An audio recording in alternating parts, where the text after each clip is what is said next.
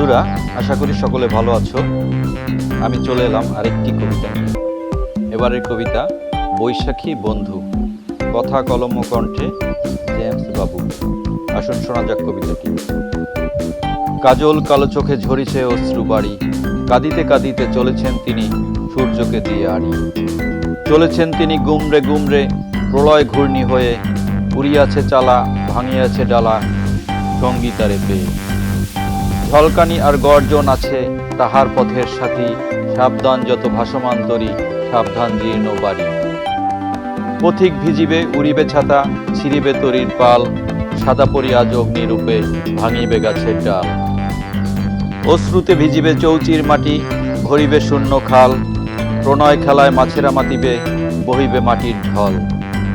গাছের পাতারা শূন্যে ভাসিবে, আমেরা লুটাবে নিচে, অগ্নিমূর্তি হলেও মোরা ভয় পাই তারে মিছে। ভীত নই মোরা বৈশাখী ঝড়ে, পুরাবো কাঁচা আম, চায়ের চুমুকে বন্ধু তোমায় বৈশাখী দিলাম নাম। ধন্যবাদ বন্ধুরা। কবিতাটি ভালো লাগলে লাইক, শেয়ার, সাবস্ক্রাইব করতে ভুলে যাবেন না। সবাই ভালো থাকুন। Bye bye.